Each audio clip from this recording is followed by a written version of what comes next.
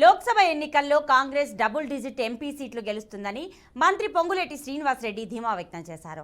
3 సీట్లలో పోటాపోటీ ఉంటుందని, బీజేపీ 2 సీట్లలో మాత్రమే గెలుస్తుందని, ఇక బీఆర్ఎస్ 1 లేదా 2 సీట్లు గెలుచుకోవచ్చని జోషన్ చెప్పారు. ఇంకా పార్టీలోకి గేట్లు ఎత్తలేదని, ఎత్తితే కనుక బీఆర్ఎస్ ఖాళీ కావడం ఖాయమన్నారు. తమ ప్రభుత్వాన్ని పడగొడతామని బీఆర్ఎస్ రెచ్చగొట్టే మాటలు మాట్లాడుతోందని విమర్శించారు.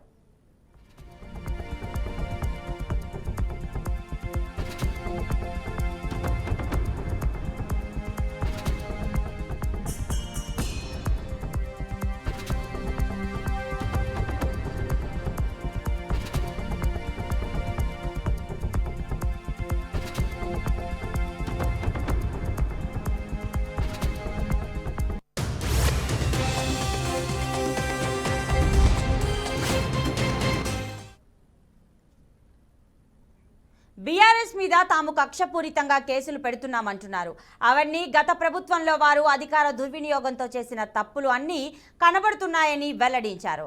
రాష్ట్రంలో తాగునీటి కొరతకు గత బీఆర్ఎస్ ప్రభుత్వమే కారణమని ఆరోపించారు. ఇక కాళేశ్వరం ప్రాజెక్టులోని మేడిగడ్డ బ్యారేజ్లో 3 పిల్లర్ల డ్యామేజ్తో ఆగదని, మొత్తం ప్రాజెక్టుకు ప్రమాదం పొంచి ఉందని ఆందోళన వ్యక్తం చేశారు. ఇక కాళేశ్వరం ప్రాజెక్టులో నీటిని స్టోర్ చేయాలని బీఆర్ఎస్ తప్పుదోవ పట్టిస్తోందని మండిపడ్డారు.